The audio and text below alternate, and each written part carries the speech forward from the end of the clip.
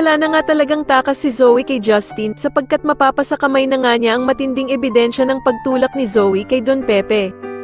Kaya naman ay hindi nga malaman ni Zoe ang kanyang gagawin at dito nga ay manginginig at maiiyak na nga lang ito sa sobrang pagkatakot nito.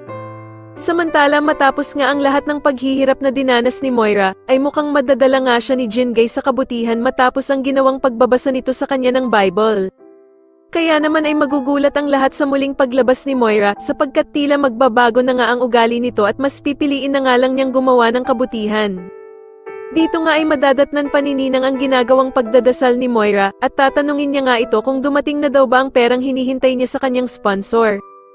Subalit ikakabigla naman nila ang isasagot ni Moira dahil sa hindi na nga daw siya gaganti sa kanila dahil sa nagbago na nga daw siya at hindi na siya gagawa ng masama.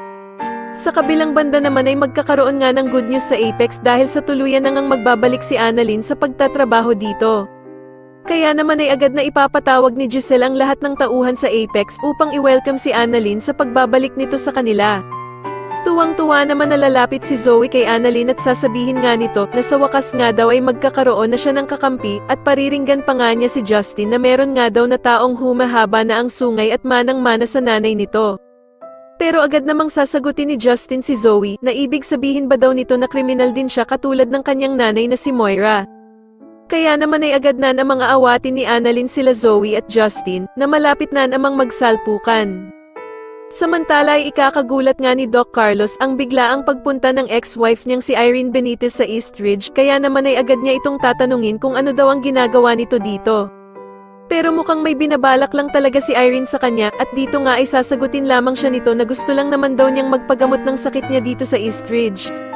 Sa kabilang banda naman ay meron na naman ngang bagong pasyente na dadalhin sa Apex at bagong makikilala ni Annalyn at eto nga ay si Carla na magpapa-opera sa kanya ng kakaiba nitong sakit. Sa tingin nyo, naniniwala ba kayong bumait na nga talaga itong si Moira? Mas lalo na nga talagang nagiging exciting ang mga susunod na kaganapan kaya naman ay mas lalo pa nating abangan ang mas lalong gumigandang abot kamay na pangarap. Maraming salamat po sa inyong panonood at sana po ay masubscribe nyo ako. Maraming salamat po.